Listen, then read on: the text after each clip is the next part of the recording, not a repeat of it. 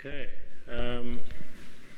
Welcome everybody. I love summer school because everybody's on time and they're not on their cell phones or holding hands with their girlfriends or boyfriends. So it's always good to talk to grown adults. You would be aware that this is so I'm Harun Borat. I'm a professor in the School of Economics here at UCT. But as you're no doubt aware, this is sort of part two of a three-part series, so to speak. Mark Swilling yesterday spoke to you. We had some contact over the phone with regards to his input. And what I will try and do is perhaps, because I've heard Mark and likewise he's heard me, so we've done this sort of tag show for a while, for a few months. I'll perhaps try and add a little bit more structure. Being an economist, we're rather simple, so structure in terms of the political analysis in the betrayal report. So the input really is focused on, let me just get this thing working. It's really an attempt to understand state capture. The presentation lifts itself off the actual document, Betrayal of the Promise, how South Africa is being stolen, so you should Google that and download it and so on. But essentially what I try and do in lifting off the document is to give you, if you like, my lens, right? Because as I'll explain, this was a collaborative effort bringing together academics from different fields of expertise, and the lens that I use is my own lens. But if Ivor Chipkin or one of the other authors was in front here, you'd get something else out of it. I think that's quite exciting. And I think if you all read it, you would pick up something different from the document. Really, the core of my input is around two, if you like, analytical anchors. The first is to describe what I call the 5 levers of state capture, and I'll take you through that to describe why this was a deliberate attempt by Jacob Zuma and his minions, if you like, to capture the state, the South African government in particular, and then give you one very particular example, namely that of Transnet and the Loco deal, the locomotive deal. That's one deal within Transnet, to describe what we call the five components or the 5 steps to committing acts of corruption, right? And there we use the Transnet case as a very specific example. So what is interesting or perhaps different about this report? The first is, at least in the academic context, it was very unusual in 2 respects. One is academics are known to be lonely people, so this was a collaborative effort of academics from Stellenbosch. Mark Swilling, yesterday being the convener of the group, of something called the State Capacity Research Project, but myself from UCT, Ivor Chipkin from UJ, and then there were other folk from WITS and elsewhere. And we also drew in journalists into the project. So in that sense, very unusual. It was also unusual because we wrote this document at the speed of light. So academics think in dog years, so we take a year or 2 years to write an article. This was written in about 3 to 4 months, very quickly. But what we tried to do was to provide an analytical bridge between, if you like, the material in the public sphere, or even, if you like to think of it as the civic action, right, in society, on the one hand, and journalism around corruption on the other hand. So let me give you examples. You've got sort of the Save South Africa campaign. You've got the Twitterati who muse constantly about Jacob Zuma, about Anoj Singh, or whatever the case may be. You've got statements from BLSA and the business groupings on the one hand. And on the other hand, I'm sure many of you heard Jacques Poe, was it last week? Right? Jacques' work is a really good example of pure journalism, right? And really sort of good, high-quality journalism. Of course, Daily Maverick and the sort of the seeds of the Daily Maverick articles come through the Gupta leaks. But on the one hand, you've got statements from Save South Africa, the rhetorical stuff, right? which is important because it creates the environment for pressure, social pressure on society, on those in power. And on the other hand, the journalism spreads the news very quickly. But the journalism, it's sort of, I like to Mark and I were talking, I was saying, well, it's sort of like, it is sensationalist, but it's informed sensationalism. So we gasp, right? We think about these secret trips on private jets to Dubai, right? That's our image. Oh, you know, this is... So if I told you that Anoj Singh stole 200 million rand, that sounds like a lot. But the question we would ask, right, is what proportion of the total amount of money stolen does that represent? And that's really what the report does. It tries to provide an analytical bridge. It gives us a sort of framework so that we're not just, with due respect, telling stories that are clearly indications of corruption and so on, but rather providing a framework so that you can understand why this just wasn't a bunch of greedy people who got an idea in a smoke-filled room one day. That there is a structure, that there is a pattern, and it's a pattern that's replicated. It's a pattern of corruption and institutionalized corruption that's replicated in the developing world. So that's the other sort of, if you like, subtext here, is that we are not unusual. And it's certainly not only an African phenomenon, right? If you like, the person who has perfected corruption in the modern world in the last 2-3 decades is Putin, right? So if you wanted corruption in its most perfect form, it's Russia. So in many ways, we're trying to get into that literature, which is to explain this institutionalized corruption. We got lucky because nobody really reads our documents. Everybody loves the Twitterati and so on. But this one got read more widely than than academics usually get read. And one of the reasons is we came between, the bookends of the unburdening panel of the South African Council of Churches on the one hand. Our report was released, and then you had the Gupta leaks. And in many ways, the timing of the report was very fortuitous for us.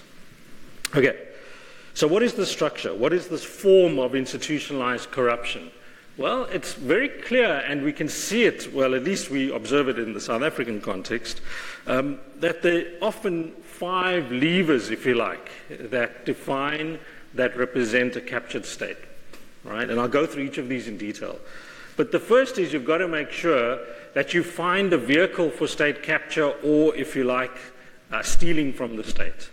And money, if you like, or contracts or funds lie often in state-owned enterprises. Right?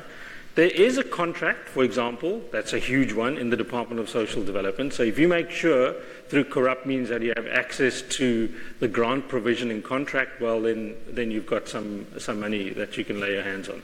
But in general, it's state-owned enterprises. So it's all parts of the state where procurement for various goods and services lie.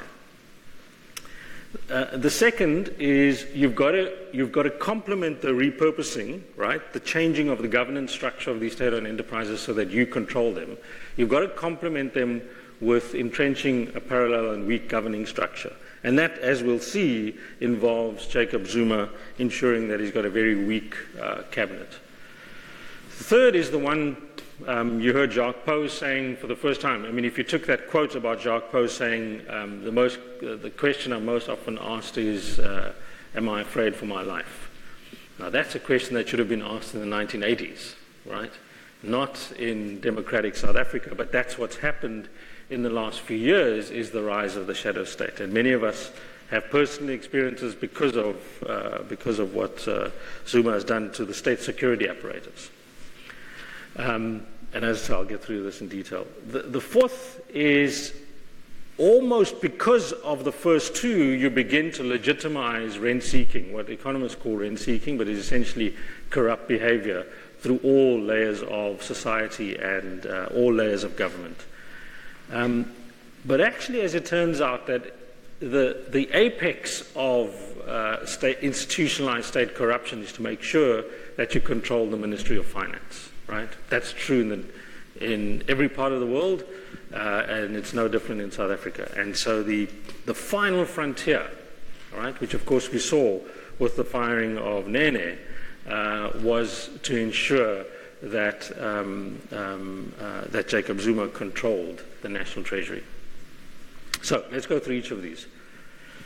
So what is the repurposing of state-owned enterprises? I am going to go later on. Remember I said I've got two analytical anchors. The one was these 5 levers. The second was looking at Transnet. So I'll give you in much greater detail what happened at Transnet, but here's some examples.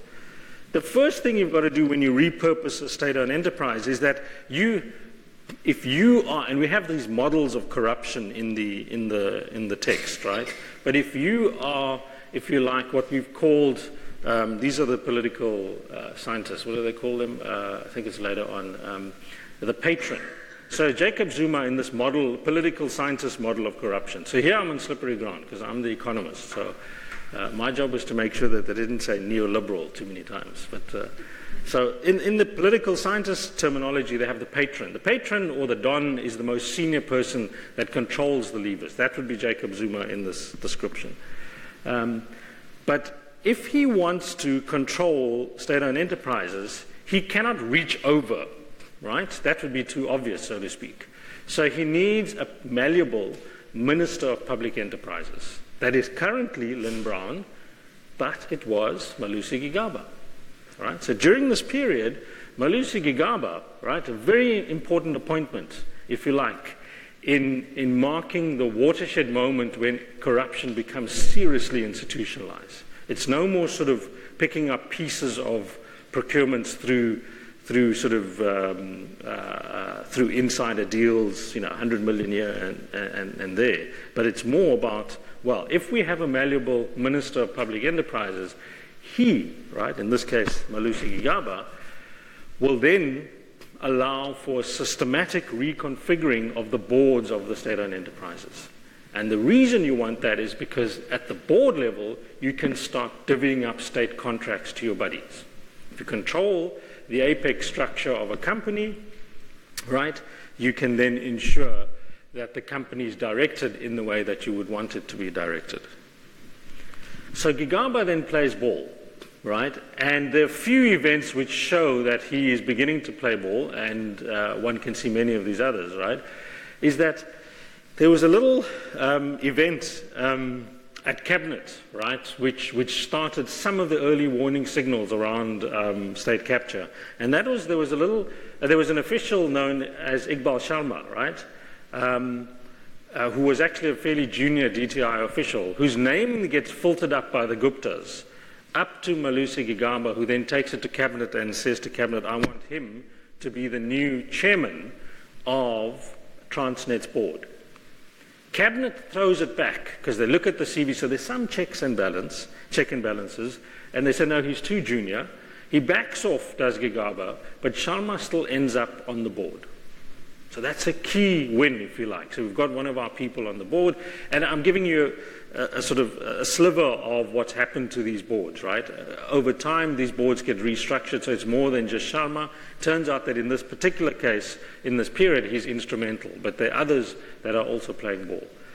But the other thing that happens, right, you all know Brian Molefe, right? Sometimes we forget that he started out at Transnet. So Gigaba appoints a very malleable Brian Molefe as CEO of Transnet. And at that time already, Brian Molefe is indebted, both literally, right, and in many other ways to the Guptas. And so when the Guptas look at the Transnet board circa early 2011, they see or look at Transnet in general, early 2011, they see two key people that they can play with and can influence and control. And so you have then a reconfiguring of the Transnet board, but what happens, and this is why so Mark and I have been talking, one of the things that the Commission on State Capture has to do is make sure that it does its homework, that we don't just look at Eskom, or we don't just look at parts of Eskom, we look at all SOEs over time. But the other thing that you've got to do, right, is that you've changed the board, right, but then the board needs to do stuff, right? The board needs to be a corrupt board. And they need mechanisms for acting in a corrupt way. And it turns out, and the lawyers have told us this, that the PFMA, right, has a loophole which allowed some of the procurement procedures within SOEs, right, to be circumvented. Right? And so effectively procurement procedures don't need to go through the PFMA, and corruption then can ensue. And so you've got the governance structures that you can change, and then you repurpose at the board level your procurement structures. And again, as I say, I'll show you examples of how these happened in a very deliberate way in the LOCO deal in Transnet. Your second lever, though, right, is that cabinet can become a problem, right? It's sort of what Hitler did, right? So if cabinet becomes a problem because they keep on throwing back all these appointments of people at SOE board level, you've got to make sure that you have a weak, right? A weak governing structure, right? Or a parallel one. And what Jacob Zuma does is to ensure that we have both. So what you see over time is the rise of a kitchen cabinet, right? So a kitchen cabinet, as the political scientists will tell you, is a cabinet where you've got a bunch of yes men and yes women, right? Essentially listening to what the head of a cabinet decides, and that's the decision that is made. But the parallel structure also allows you some kind of insurance. And the parallel structure is, you see the rise in the political power of the Premier League. And that's principally Ace Magashula in Free State and Mabuza in Mpumalanga, right? Of course, these are all fluid, as you know. If you think of what happened in the conference in December, these are fluid alignments, right? But in essence, you've got an outside political structure in the form of the Premier League. And Ace Magashula emerges as its de facto leader. That allows you to start doing things in a manner that isolates your opponents, that reduces the power of those within cabinet, and cuts off access to power of other sort of formerly powerful elites within the ANC. And, you know, again, the document doesn't necessarily go into it in detail, but you know full well that the control of the NEC and the NWC was how Zuma builds his power base. So that's a lot of words for me. So I thought, let me just do some data, right? That's what I'm more comfortable with. But I asked the question, how weak did... So this is why I always do the numbers are always important, is there's this notion that, oh, the cabinet's become bloated, and that's how you see this weak governing structure. Well, it's sort of true. The size of the cabinet does grow in the Jacob Zuma years from 64 to 70 people, but it's really grown because of the rise in the number of deputy ministers, right? But the thing that's instructive for me is that you have two new ministries, and you know, creating a new ministry is a huge thing. So you had, I think it was the Department of Women and Small Business Development in this period. So there is some evidence, although it's not overwhelming, to suggest that you've seen this bloating, if you like, of cabinet, and that allows, of course, those yes men and women into cabinet who can then support Jacob Zuma. So it becomes a political and power play, which would be fine, because that's what politicians do, if it was used for good means, or just sort of in the normal course of building political power and doing good things, economic policy and so on. But of course, it was used for corrupt means. And the one way in which Jacob Zuma very quickly realizes he can weaken governing structures is that he absolves not just yes men and women on cabinet, but he creates this thing. And it's less well known, if you like, again, almost in the media and social media and so on, is that he creates this mechanism called the interministerial committees. The IMC then becomes a way, so we're discussing, say, for example, the problem of bank charges, right, which become, in this case, right, a cover for an attack on banks when they close down all the Gupta accounts. So the Guptas speak to Zuma and say, look, what are these banks doing? They're closing down all our accounts. So Zuma says, we are going to form an interministerial committee on banks, and he gets Zwane, right, his hack, to actually chair that. The Minister of Finance is on that committee, but he doesn't chair it, which is very odd. And there are no other economic ministers on that interministerial committee. He can then take that decision. Imagine they made a decision to force, they couldn't have, but force the banks to open the accounts of all the Gupta family members. That IMC can then be passed through as legislation, right, in a way that would not necessarily involve heavy reporting to Parliament and would fly under the radar. He could have allowed lots of changes, right, and social pressure and political pressure on various components of society through the IMC. And that's one of the dangers, right, of a cabinet that is weak. And one of the prime examples is this, the nuclear deal, right, which I'm sure Mark spoke about. That scares the hell out of Mark, right? The nuclear deal is off the table, right? But for a long time, it was Zuma's baby, right? It was the deal with the Russians. It was nuclear that South Africa was going towards an unaffordable, fiscally unaffordable route, but he could get very far in terms of planning around nuclear, getting budgets, getting estimates and so on, through the route of the IMC. So the IMCs become this surreptitious vehicle through which you push through decisions, right? And every corrupt government has these mechanisms. They may just differ, right, in form, but they don't differ in content. They're all out there to ensure that you are pursuing or legitimizing corrupt actions. The third lever is that there's a problem, though, right? Is that if you've got state-owned enterprises that are corrupt, if you've got a divide and rule policy and kitchen cabinets, the masses start to get restless, right?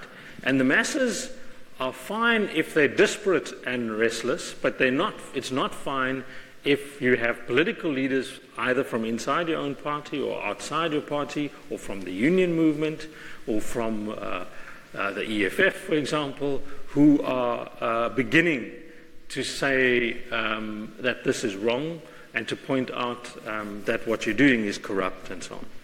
So what you try and do, every state does this, is you find the tools at your disposal to silence those voices. And you always go to the security apparatus.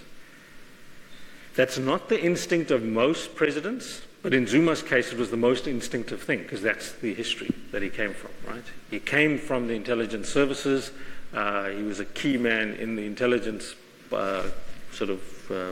tradition of the ANC, Operation Vula and so on. And so he knew that in order to quietly control opposition, or at least put pressure on opposition, he needed to control the security apparatus. And so what you see over time, right, is what Ivor Chipkin calls the replacement of bad cops with good cops. And here's where, and again, I can tell the story, but I don't fully understand the mechanism.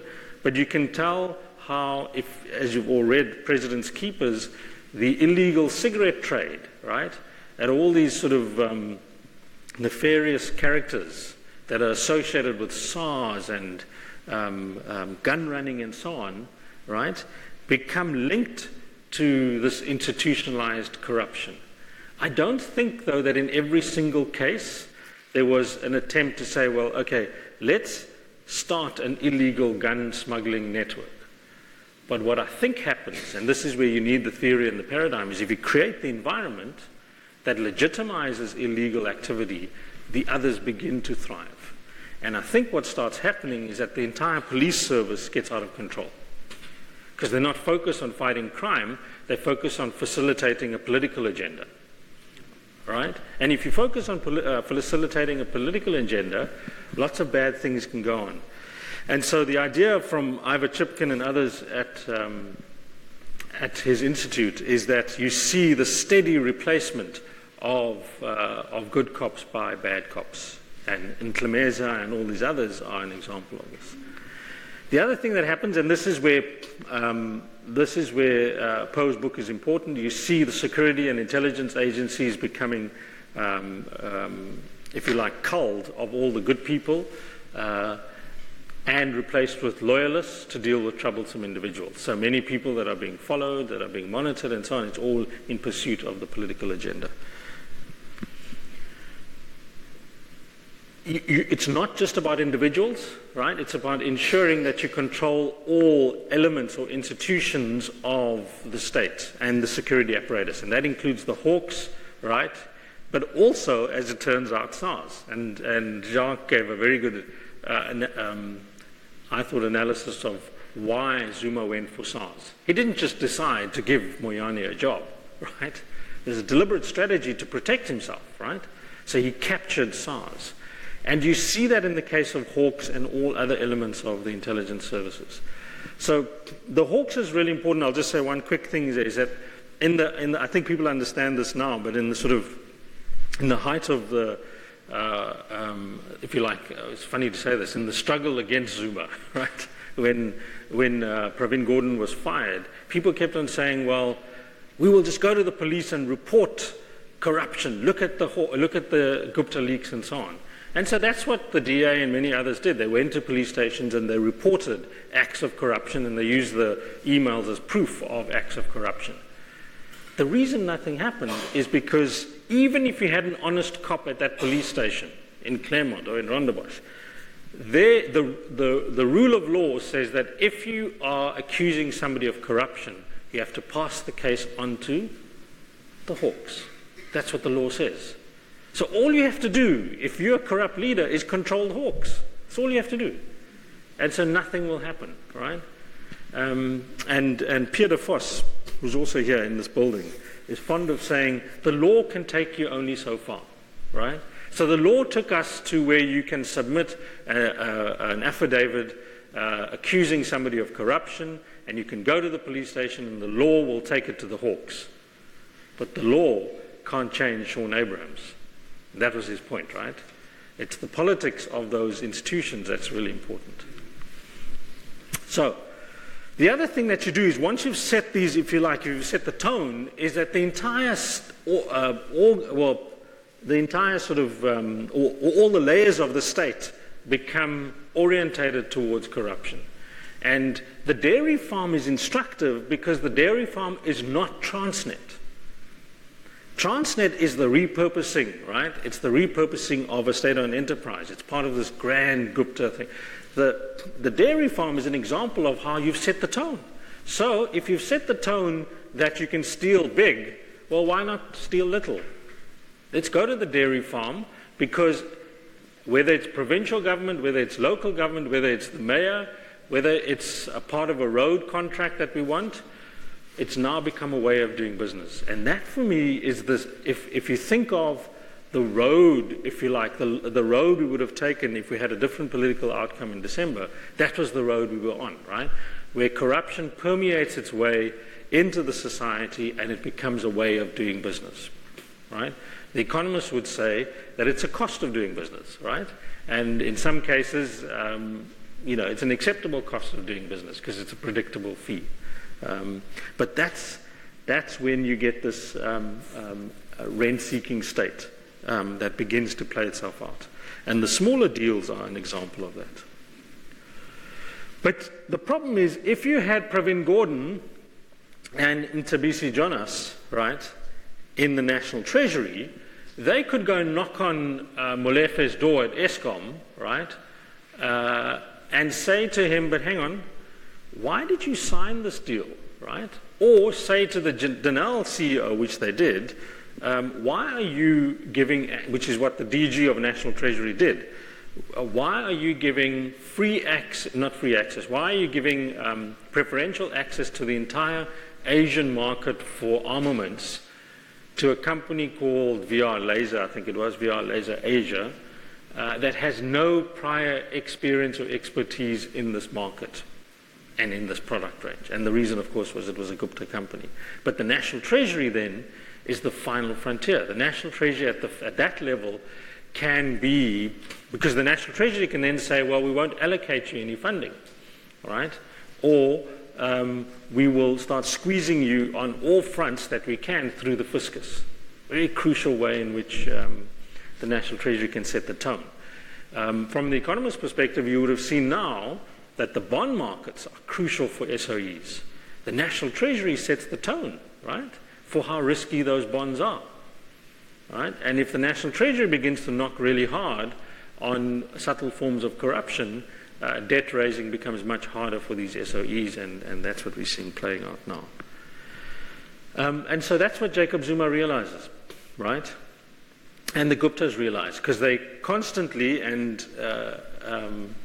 speaking to Pravin Gordhan, he almost has to write the book, right? And although he's reluctant now, but that book will tell us what him and Mcebisi Jonas went through, the sort of 100 days when they had this assault from the entire Gupta, Zuma, if you like, power, or the sort of the Gupta and Zuma community together with all their minions who were attacking both Jonas and Gordhan. And that's not just the Hawks taking one on the SARS issue, but it's really about how they were putting pressure on them constantly to release funds to SOEs.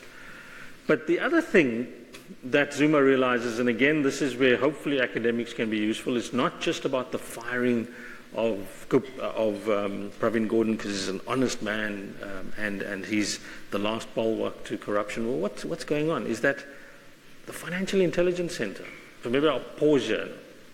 How many of you have thought of the role of the Financial Intelligence Center? Right?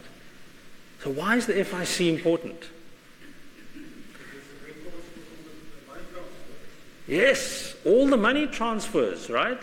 So when you send to your sons and daughters abroad, or they send back to you, or somebody abroad, or you're making payments, or you're receiving payments, the FIC collects that information. So if you are Atul Gupta and you want to move 100 million rand, that's going to be a very difficult job for you to hide if you've got a very clean and honest person running the FIC. And that person was Marie Michel, right? And Marie Michel was put under huge pressure in various ways as well to overlook these illicit financial flows. Now, if you recall, do you remember when Pravin Gordhan was called back? There's just a little tidbit about the FIC. When he was called back to give evidence or be present in the case against the banks. Do you recall that? Yeah. And he said, which was, I think, deliberate, he said, I am going to state to the courts, and I must get this correct, but state to the courts that I have the right and control over the bank's authority to open and close accounts. I think it was something like that, right? Of course, the banks, of course, that was a ruse, because the bank said to him, or the judge said, well, prove why. And he said, okay, I'll tell you why. It's because there's all this illicit money that's leaving the country.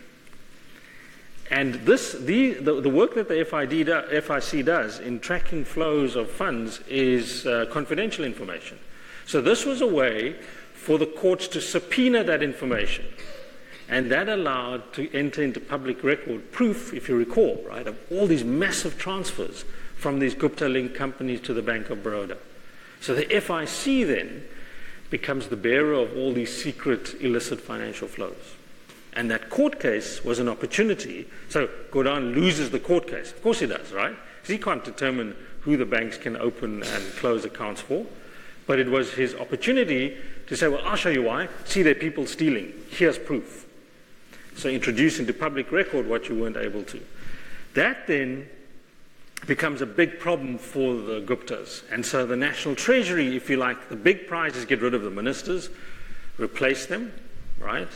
And the deputy minister, because they're far too honest. But within that, we must make sure that we get rid of the FIC, or at least control the FIC. And one of the things to watch out for, and that's what we hope in all the transition as we start changing things, hopefully, is that the FIC, right, FIC does not move into the presidential cluster or the security cluster, because that was the attempt. So we get into Treasury, we get rid of Gordhan and Jonas, and we move the FIC into the security cluster. If it's in the security cluster, it's controlled by the Hawks and the police and so on. And the Zuma thinking then was, well, we control that, and then the FIC is under our control. So hopefully that's not going to happen, but that's something to watch. The third prize, if you like, apart from the leadership and the FIC, is you control the chief procurement officer. Now, if you've seen, there was some move from Gigaba already to take away the powers of the CPO. Now, the chief procurement officer is the person who stands between corrupt deals from everything from school feeding schemes right through to military equipment, right? He or she is a key person in making sure that these procurement deals are above board. If you control that person, you control a huge state budget. Or the other alternative is that you make that, or you reduce the powers of the CPO. So that's another thing to watch out for. And the point again about the analysis is that you, forget about changing the ministers. Let's put that aside because that's a very public thing. But if you switch the FIC to the intelligence cluster, if you reduce the powers, the job description of the CPO, imagine you saw a headline tomorrow which says, job description of the procurement officer changes. So turn the page, right? Read the sports page. Crucial thing, right? And that's hopefully what we've tried to do in the document, is that let's look beyond the sort of headlines and see the kinds of things that you can do to repurpose the state, right? So once you've got those 5 levers, you still need to undertake the acts of corruption, because ultimately, and some people who've read it have said that let's not overthink this sort of institutionalized corruption. It's just pure greed, right? And that's true. I mean, there's money at the end of the rainbow for people for little effort, and it's stolen money.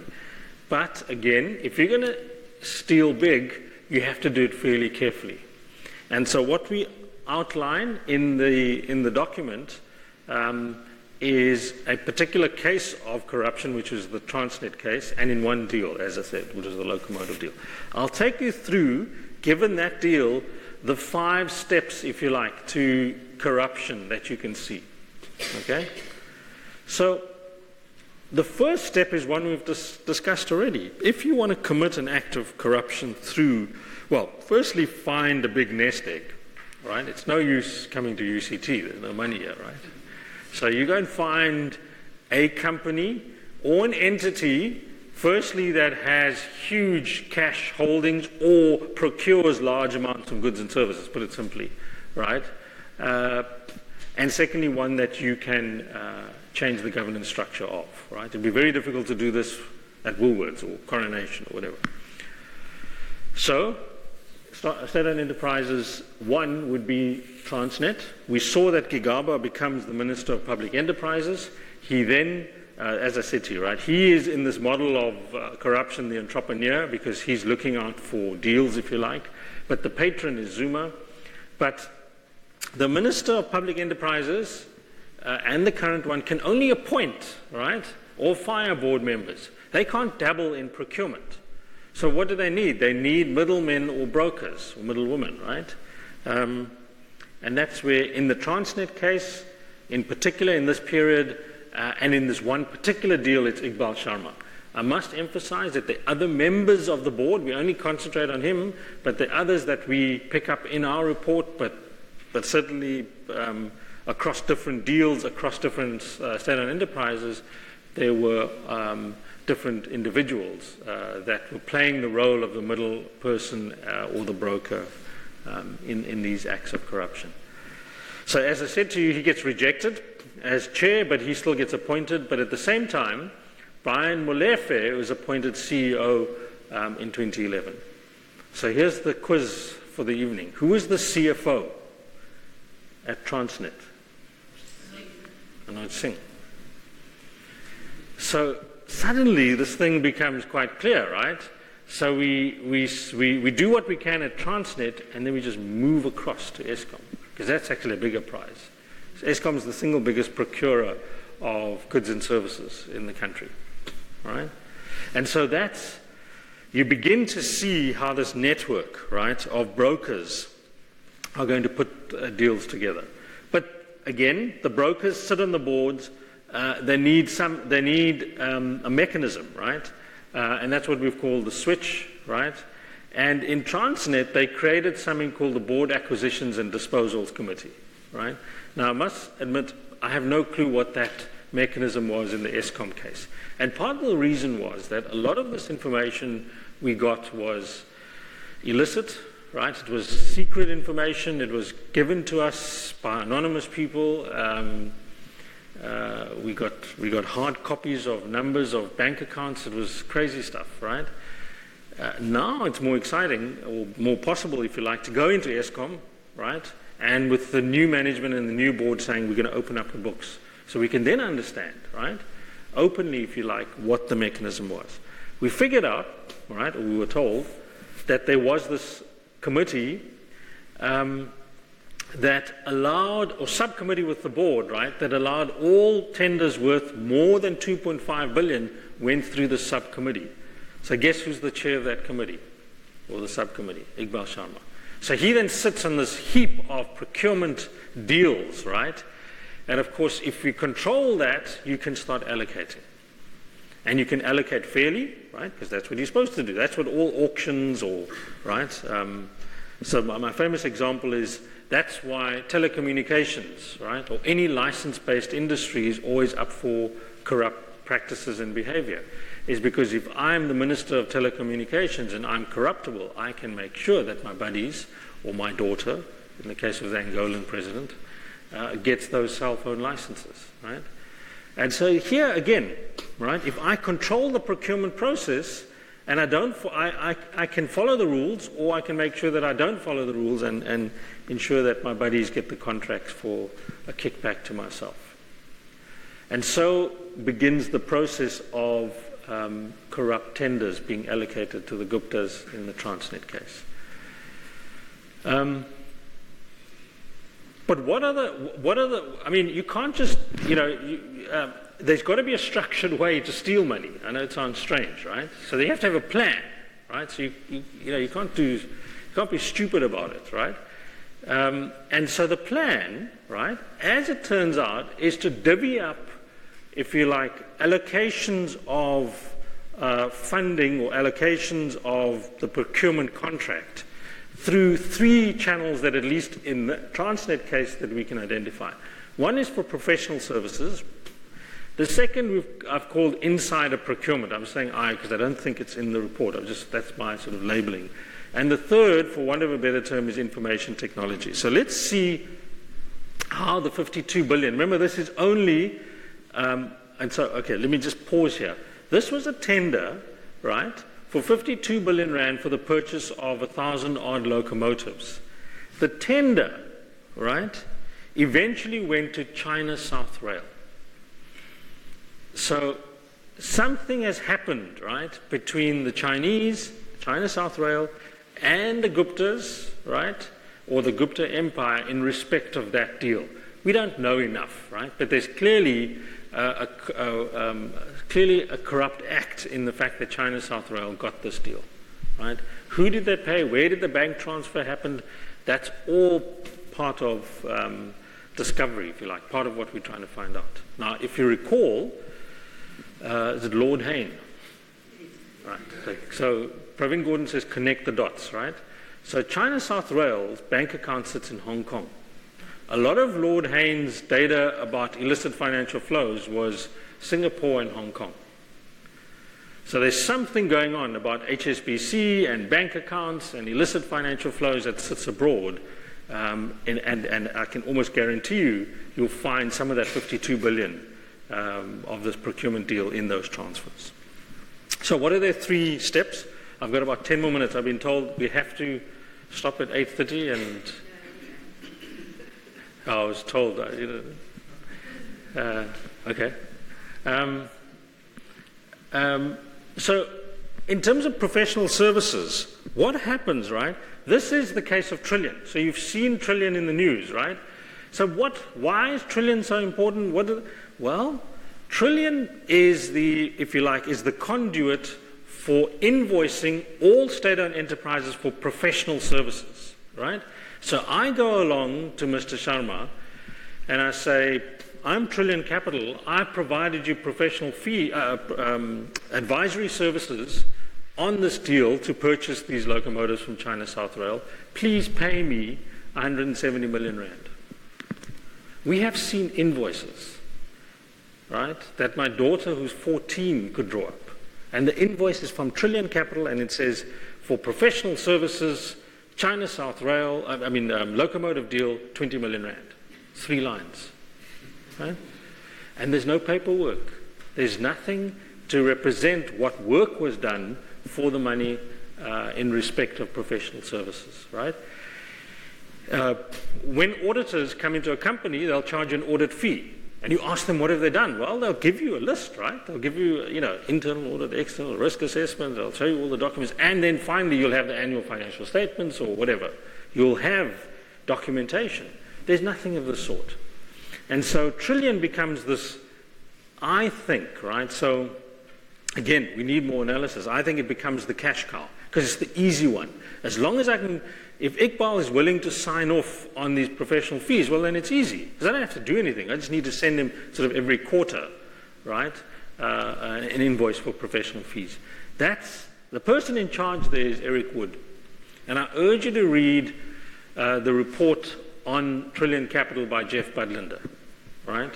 Jeff Budlinder. And Jeff Budlinder's report on Trillion Capital outlines, because remember, Tokyo Sexwale was chairman of the board. Tokyo Sexwale gets a sniff that this thing is, this enterprise is corrupt. He then says, I'm going to resign, but before I resign, I want a proper audit or assessment of whether Trillion Capital is corrupt. He knows it is, but it's his way in to ensure that the report is released. Jeff Budlinder produces a fantastic report in this respect. Eric Wood, as I'll come to later, is really important because he comes from a financial background, from the financial services sector. He's a really key person in insider trading on the currency and bond markets. And I'll come back to that later. But you then have your first channel. So you're invoicing, right, for these professional services, basically for doing nothing. But the second route is that what we call insider procurement. So instead of insider trading, it's insider procurement. If we purchase the locomotives from China South Rail, government tries to encourage local production, right, and domestic capacity and so on. And they do that through local content. So make sure that all the parts for the trains are actually made locally and supplied locally. And that's a good thing. So what you want to make sure is that you control the company, right, that gets the local procurement component of the deal. And that's VR Laser. So VR Laser is the local preferred content provider, local content provider on the China South Rail deal. But what's more interesting, right, is that it turns out that the property on which VR Laser Services is situated, incidentally owned by the Guptas and Duduzane, right, the property on which this company sits is owned by Iqbal Sharma. And it's called, they didn't even try to hide it, VR Laser Property. So the person who's providing and channeling the local content component of the procurement owns the property on which the company that he's providing these, the tender to. Hugely problematic. Hugely problematic. Right? And so, but you can do this in multiple ways, right? So in other words, on the Eskom deal, on the different deals in Eskom, Trillion Capital features. So they just rinse and repeat. We move from Transnet, we go to Eskom, and we do the same thing. We sort of invoice for larger and larger amounts for professional services. What we need to uncover is what kind of insider procurement happened in the case of Eskom and which companies were involved. And the thing about the Guptas, which I think it was Richard Poplack described it beautifully. He's got this wonderful article where he calls them, his words are much better, but essentially they're sort of criminals who have ADD, right? And they never stop working.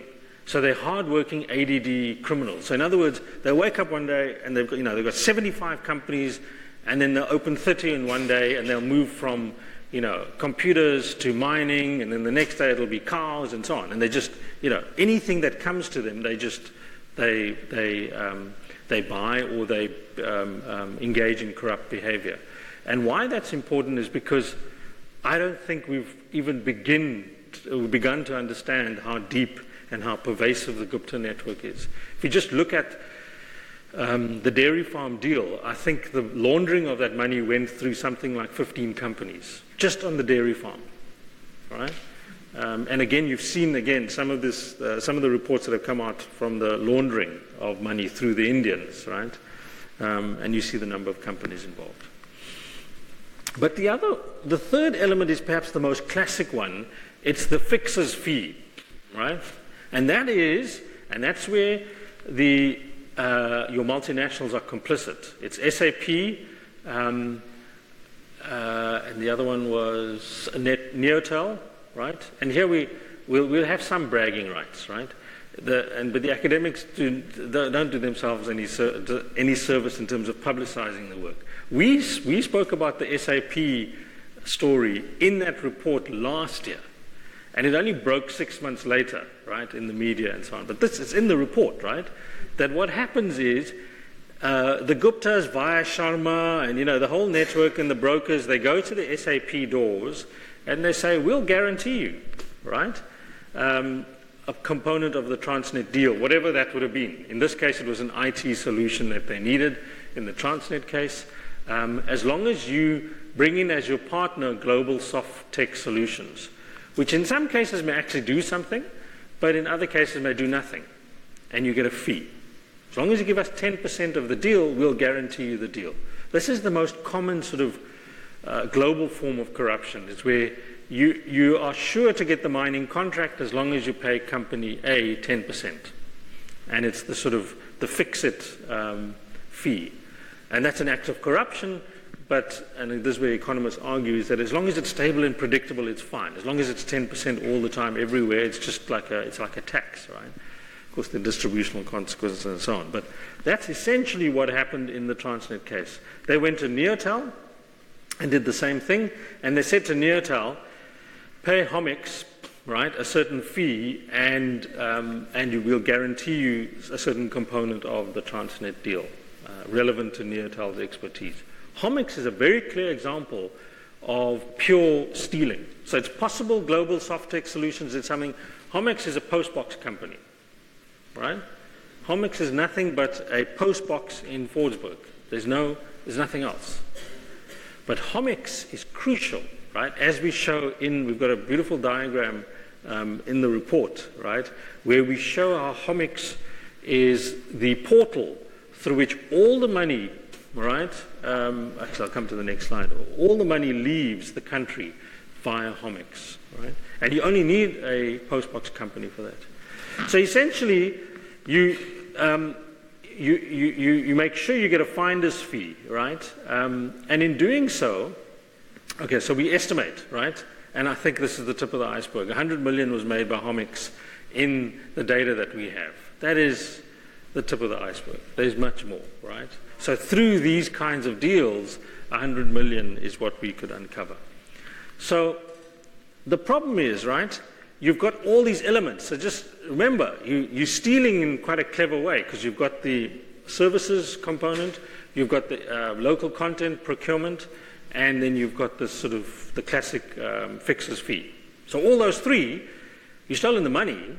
Now what do you do with it? Well, you've got to launder it, right? So if you launder it, you've got to have a way to do that. And that's the final step, right? And Homix, in the Transnet case, is the portal through which all this money goes out, and it ends up, from what we can tell, and this is Lord Haynes' data. Now we can tell without being worried that we're going to get followed by Zuma's henchmen.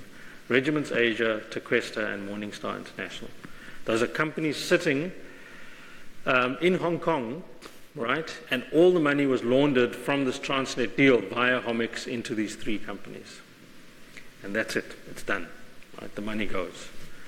It's interesting There's a guy called Salim Essa. I'm sure you've seen his name in the newspaper. He's linked to Danell, right?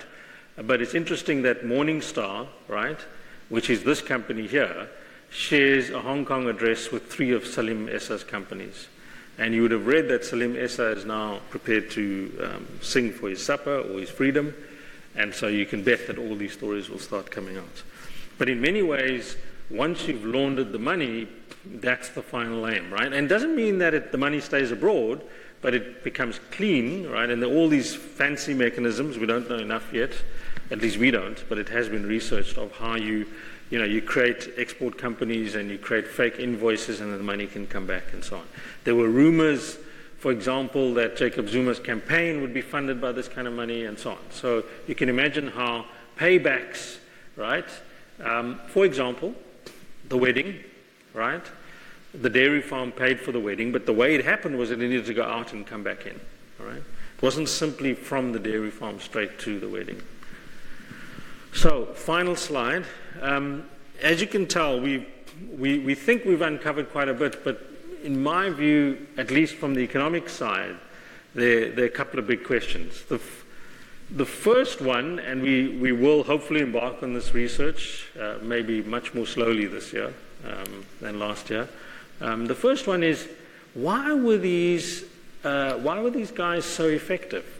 Right, so I'm sure you know economists like to think of models. So, I mean, in India, everybody is up for attack, right? Everybody is corruptible. So it's 10 cents here and a rupee there and so on. And in many ways, is that not a more stable model of corruption? Because everybody takes a little bit, right? And perhaps what we got, right, was a monopolist in the market for corruption.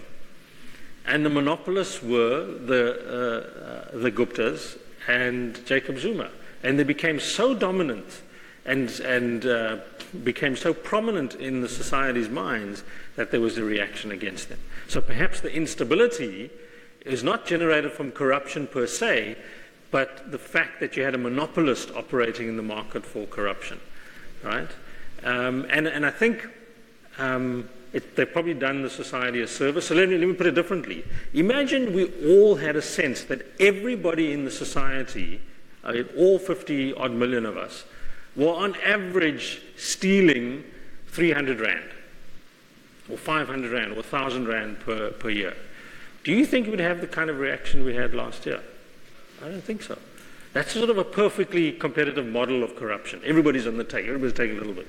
As soon as you've got a dominant operator, it's disruptive. And perhaps that's what we had. So that's a bit of blue sky thinking for us. It's like, what is the model of corruption that gave us the kind of outcomes that we saw? The second is, as you've guessed, we don't have a full audit of what's happened across data and enterprises. I've given you one little bit, right, in one case, which is Transnet, and within that one deal. I think there's so much more. And hopefully the state capture inquiry will begin to uncover that. I mentioned this in the case of Eric Wood, right? There is absolutely no doubt. So Stuart Theobald ran some articles on this, right, where it was just observational evidence on a run on the Rand just prior to Nene being fired and Pravin Gordhan being fired. So that would indicate, and it's true, although I think it didn't do it in the bond markets, but it's true for the bond markets as well, that would indicate that somebody somewhere placed huge bets on information that they had, preferential information, right, i.e. insider information. And that's true in the case of the bond markets and the currency markets. And we think, right, and we're pretty sure that it's the Gupta network. And if you read Jeff Budlander's report, there's a reflection from Eric Wood where he says, I think, or I know, or there's some reflection about Nhlanhla Nene going to be fired in the following week. Now, if you've got that information, right, it means, so the bond traders will tell you that you can phone in the morning and place a bet or purchase a bond at a particular price, short it, right, and you don't need to put up the money, right, until the end of the day. So guess what happens? You just make the difference as long as you're right. So if you know Minister Nene is going to be fired at 12 p.m. on the day. You phone at 8 o'clock and you cash in at 5 p.m. before the bond markets close. And that's what these guys have done. Question is, can we prove it? And that's the really hard one, right? Because Eric Wood doesn't pick up the phone and say, hi, this is Eric Wood, right? He does it through multiple layers of companies, often sitting abroad, and the trades are not placed by those companies, but by the trading desks that are owned by the banks. And so it would require years and years of sort of, perhaps not, but it would require lots of paperwork to figure out who was at the back end of these. I think perhaps going to bank accounts would be the easiest way. And then the final point really is that I don't think we do understand money laundering in detail. It's a bit like trying to understand the drug trade, right? These are illicit activities and people are not going to offer up the information. But one of the things we've got to figure out, and that's partly what a new, if you like, a new government and a new FIC needs to do, is to figure out what are the components of money laundering and what are the steps that people take, and then read those signals early on so that you can catch the money launderers as early as possible. Okay. That's our story. Hopefully it was of some use.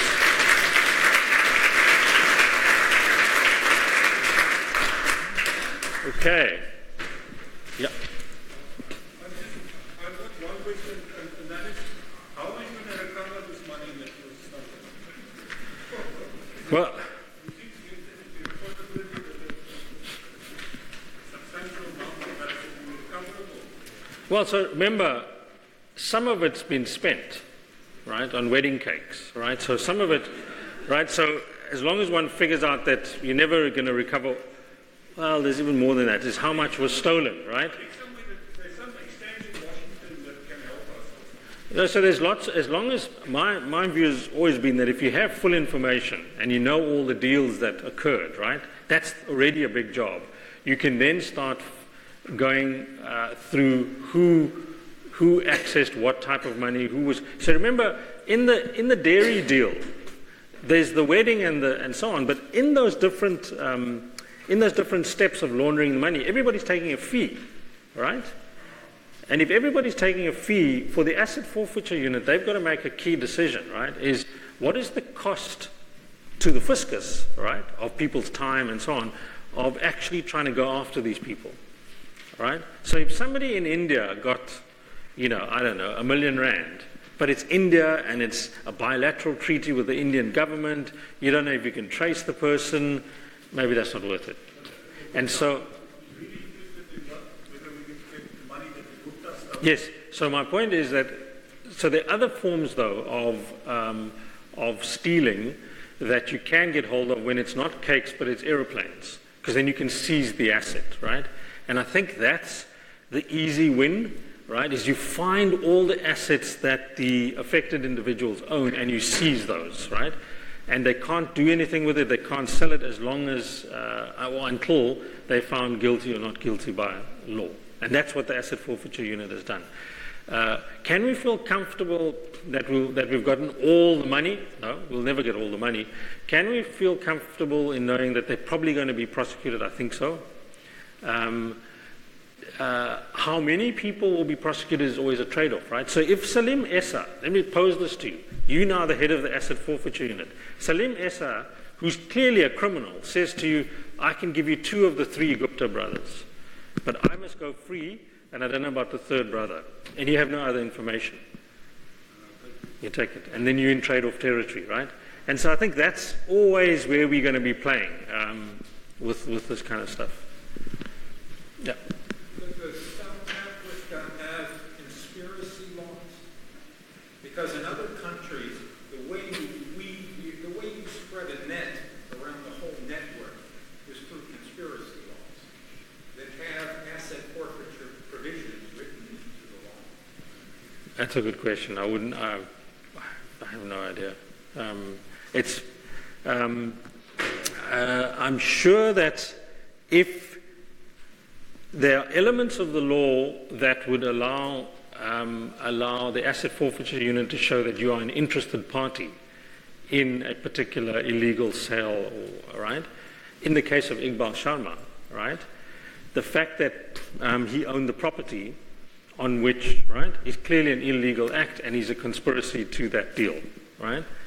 So I'm not sure if we call it a conspiracy legislation, but there's certainly provisions in the law that would show you that you aided and abetted, right, in the American term.